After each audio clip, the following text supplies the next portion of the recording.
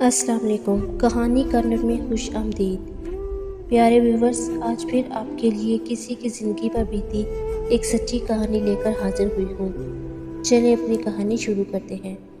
ایک روز کالج سے چھٹی کے بعد جب گیٹ سے باہر نکلی تو گاڑی کو ڈرائیور سمیت غائب پایا۔ سخت کوفت ہوئی۔ میری عادت تھی کہ گیٹ سے باہر آتے ہی سیدھے گاڑی میں جا بیٹھتی اور ڈرائیور کی ذرا سی تاخیر پر چراغ پا ہو جاتی۔ تبھی اندلس بابا ہمیشہ چھٹی سے 15 منٹ قبل ہی کالج کے گیٹ پر پہنچ جاتے تھے۔ آج مگر گاڑی دور دور تک نظر نہیں آ رہی تھی۔ آدھے گھنٹے میں کئی بار گیٹ سے باہر جھانکا، اسی لمحے گاڑی سامنے سے آتی دکھائی دی۔ کار کے اندر بیٹھتے ہی میں اندلس بابا پر برس پڑی۔ کہاں رہ گئے تھے بابا؟ کب کی چھٹی ہو گئی ہے؟ کیوں اتنی دیر کر دی؟ میں روحان سی ہو رہی تھی۔ شاد بی بی پیچھے کسی وجہ سے ٹریفک بلاک تھا، تبھی دوسرے رستے سے آنا پڑا۔ ادھر بھی ریڑیاں نکلی ہوئی تھیں، بڑی مشکل سے پہنچا ہوں۔ دانت پیس کر میں خاموش ہو گئی۔ اب کیا کہتی؟ غصے سے کن پٹیاں سلگ رہی تھیں، پتھر سی بنی بیٹھی رہی۔ اپنی سوچوں میں گم، سامنے سڑک پر کچھ دکھائی نہ دے رہا تھا۔ اچانک گاڑی کو جھٹکا لگا اور بابا نے بریک لگائی تو ٹائروں سے زور کی آواز بلند ہوئی۔ گاڑی کسی چیز سے ٹکرائی تھی اور کوئی ہماری کار سے ٹکرا کر ایک طرف گرا تھا۔ تبھی وہ کپڑے جھاڑتے ہوئے اٹھ کھڑا ہوا۔ اسے چوٹ لگی تھی اور کوہنیوں پر رگڑ وغیرہ بھی آئی تھی، ماتھے پر خون کی لکیر بھی تھی۔ میں پہلے ہی غصے میں بھری بیٹھی تھی۔ یہ حادثہ مجھے سخت ناگوار گزرا۔ دانت پیس کر بڑبڑائی، اندھے ہو گئے ہو؟ دیکھ کر نہیں چل سکتے؟ ابھی اگر تو مر جاتا۔ ڈرائیور بابا نے چاہا کہ گاڑی سے اتر کر اس کو تسلی دیں، خیریت پوچھے، مگر مجھے ایک لمحہ یہاں رکنا گوارا نہیں تھا۔ تب ہی میں نے چلا کر کہا، اندلس بابا چلو چلو، وہ مرا نہیں ہے جو اتر رہے ہو، غلطی اسی کی تھی۔ یہ کہہ کر میں نے کھڑکی سے سر نکال کر کہا، مرنا ہو تو کہیں اور جا کر مرو، ہماری گاڑی کے سامنے آ کر مرنے کا زیادہ شوق ہے کیا؟ اندلس بابا نے میرے بگڑتے موڈ کو دیکھ کر گاڑی تیز کر دی اور اس سے پہلے کہ وہ سڑک پر 2-4 لوگ اس نوجوان کی ہمدردی میں اکٹھے ہو جاتے، وہ گاڑی نکال کر لے گئے۔ میں راستے میں بڑبڑاتی جا رہی تھی۔ مجھے اس بات کا ذرا بھی احساس نہیں تھا کہ اس نوجوان کو کتنی چوٹ لگی ہے۔ اس کو واقعی چوٹ لگی تھی، ڈرائیور بابا نے بعد میں بتایا تھا۔ خیر میں نے کوئی اثر نہیں لیا اور اگلے دن تک میں یہ واقعہ بھول گئی۔ کچھ دن گزرے کہ ایک روز جب امی ابو چھت پر سو رہے تھے، تقریباً رات کے 9-10 بجے فون کی گھنٹی بجی۔ میں نے کال سنی۔ اس روز آپ نے تو مجھے اگلے جہاں پہنچانے کی ٹھان لی تھی اور پھر میری خیریت بھی نہیں پوچھی۔ اس بات کا شکوہ کرنے کے لیے فون کیا ہے۔ آپ کو ہماری گاڑی کے سامنے آنے کو کس نے کہا تھا؟ کیا مرنے کا بہت شوق ہے؟ مجھے مرنے کا اس قدر شوق نہیں ہے۔ آپ کی صورت دیکھ کر کھو گیا تھا، تبھی کار کے روبرو آنے کا پتہ نہیں چلا، لیکن آپ کی سنگ دلی دیکھ کر حیران ہوں۔ کیا خوبصورت لوگ اس قدر سنگ دل ہوتے ہیں؟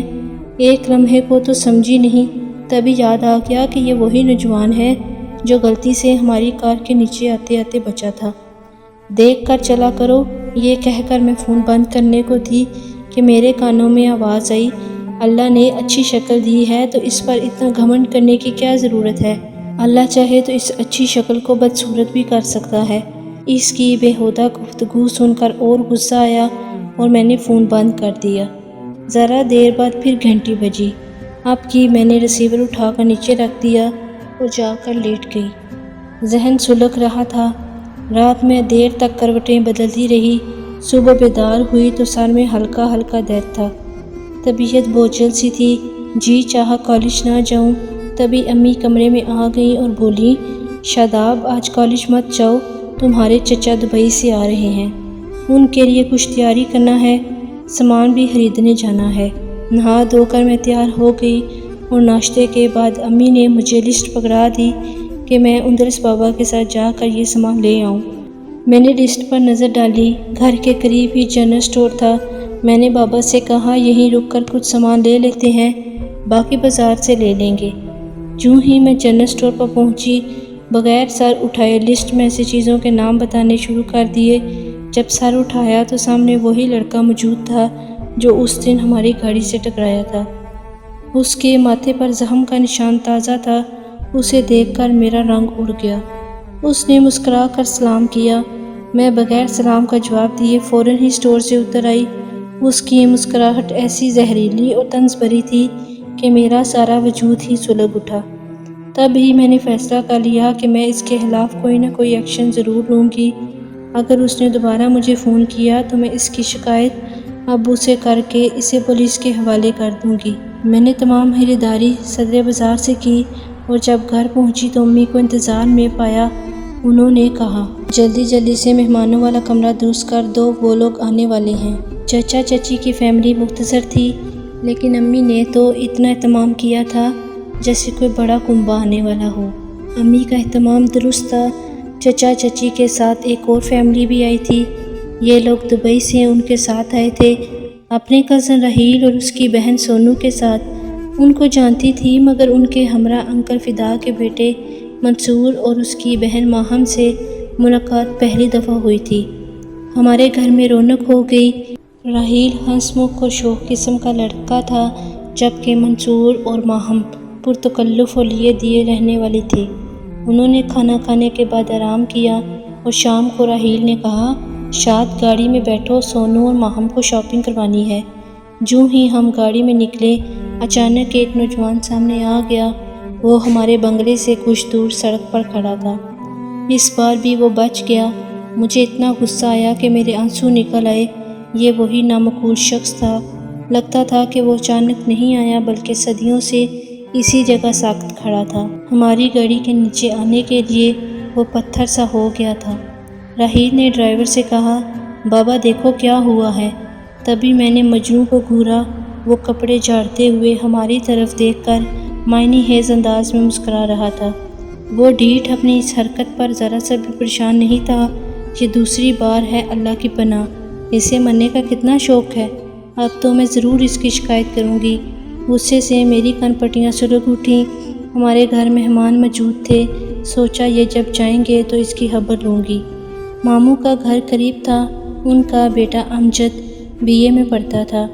وہ مزاج کا بہت تیز تھا اور کردار کا بھی صحیح نہیں تھا۔ میں سوچنے لگی کہ ابا جان کی بجائے کیوں نہ میں امجد کی خدمات حاصل کر لوں، اس اسٹور والے کی شکایت اسی سے کر دوں۔ وہ اپنے گنڈے قسم کے دوستوں کی مدد سے اس کی بیچ سڑک پر ٹھگائی کریں گے تو اس کا دماغ درست ہو جائے گا۔ امجد تو ان کاموں کا ماہر تھا۔ اس روز شام کو باہر شور سنا۔ تب ہی اندرس بابا نے آ کر بتایا کہ امجد اور اس کے دوستوں کی کسی بندے سے لڑائی ہوئی ہے اور انہوں نے ایک لڑکے کو سڑک پر مارا ہے۔ اس بیچارے کو اسپتال لے گئے ہیں۔ یہ سنتے ہی میرے پیروں تلے سے زمین نکل گئی اور آنکھوں کے گرد اندھیرا چھانے لگا۔ مجھے گمان بھی نہیں تھا کہ امجد اتنی جلدی یہ کام کر دے گا۔ بڑی مشکل سے خود کو سنبھالا اور جا کر اپنے بستر پر گر گئی۔ او میرے خدایا، یہ کیا ہوا؟ اب مجھے معاملے کی سنگینی کا شدت سے احساس ہوا۔ ہاں میں نے ایک انسان کو پٹوا دیا۔ خدا جانے انہوں نے اس کی کیا حالت کر دی۔ یا خدا، اب کیا کروں؟ کیسے اس کے احوال پتہ کروں؟ نہ چاہتے ہوئے بھی دل بے چین ہو گیا۔ سوچا ڈرائیور بابا سے کہوں کہ اسٹور پر اس نیلی شرٹ والے کا حال پوچھ آؤں، لیکن پھر خیال آیا بابا پوچھے گا کہ کیوں، تمہیں کسی کا حال پوچھنے کی کیا پڑی ہے؟ پھر کیا کروں گی؟ سوچ کر ہلکان ہو رہی تھی۔ اب تو مجھے چین میں نہیں آ رہا تھا۔ جب کسی پل چین نہ آیا تو میں نے خود ہی اس کا حال معلوم کرنے کا ارادہ کر لیا۔ بغیر کسی کو کچھ بتائے میں گھر سے نکل پڑی۔ اسٹور پر پہنچی تو سامنے ہی راج نظر آ گیا۔ ہنستا مسکراتا ہوا۔ آج وہ نیلی شرٹ اور کالی پینٹ میں نہیں تھا بلکہ سفید شلوار میں ملبوس تھا۔ وہ بالکل ٹھیک ٹھاک تھا۔ یقیناً اس کی پٹائی نہیں ہوئی تھی، ورنہ وہ اسٹور پر ایسے حشاش بشاش نہ بیٹھا ہوتا۔ جان لیا میں نے کہ کسی اور کی شامت آ گئی ہے۔ یہ سوچتے ہی میرے تن بدن میں آگ لگ گئی۔ جلدی سلگتی گھر لوٹی۔ امجد آیا ہوا تھا۔ کہنے لگا، تم کہاں تھی کزن؟ تم نے مجھے مروا دیا۔ میں نے نیلی شرٹ والے کی اتنی شامت لگائی ہے کہ اب میری شامت آ گئی ہے۔ وہ ادمود اسپتال میں پڑا ہے اور مجھ پر ضرور پولیس کیس بنے گا۔ ماموں جان کہاں ہیں؟ میں نے پوچھا۔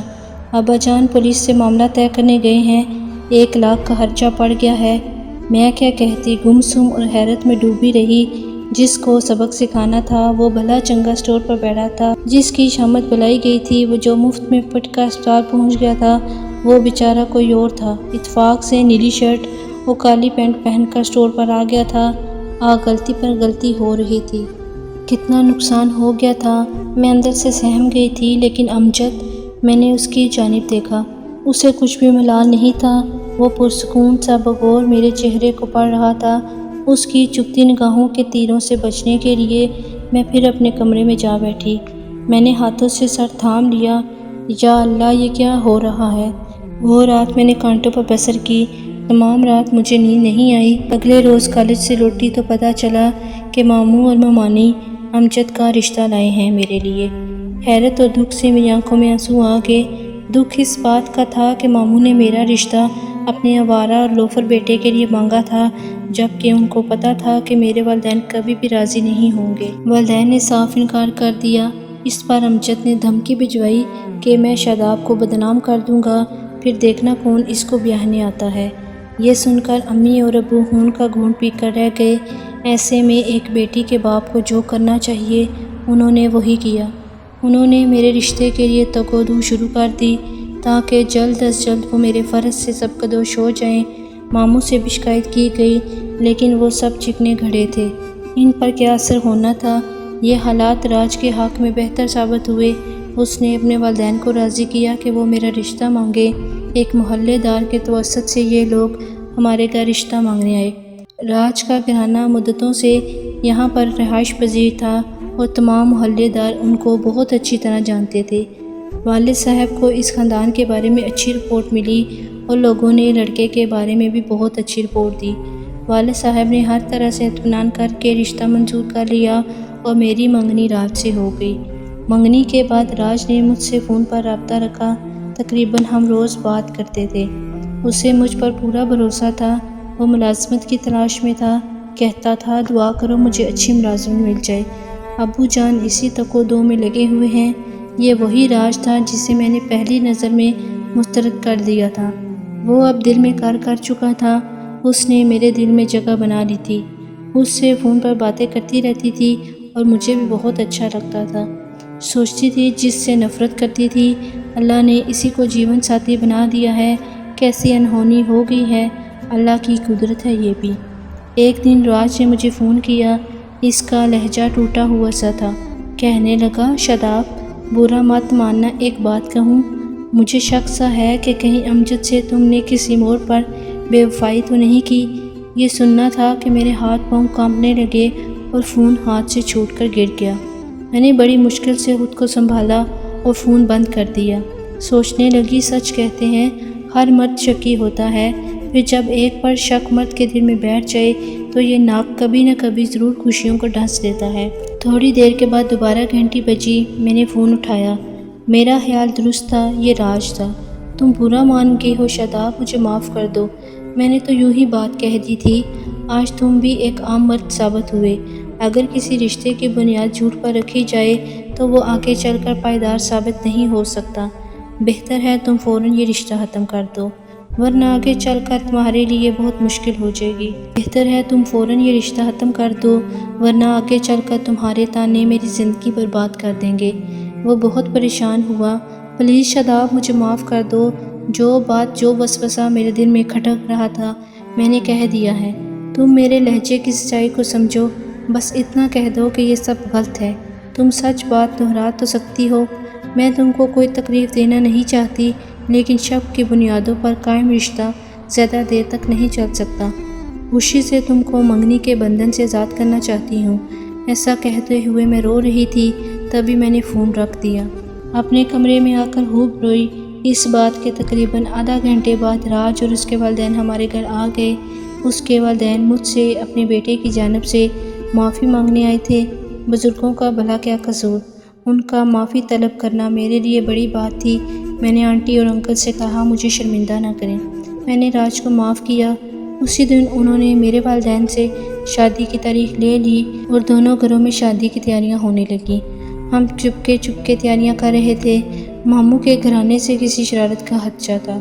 اللہ نے ہمیں ملانا تھا تو ہماری شادی کا سہانا دن بھی بخیری و خوبی گزر گیا۔ میں دلہن بن کر راج کے گھر آ گئی۔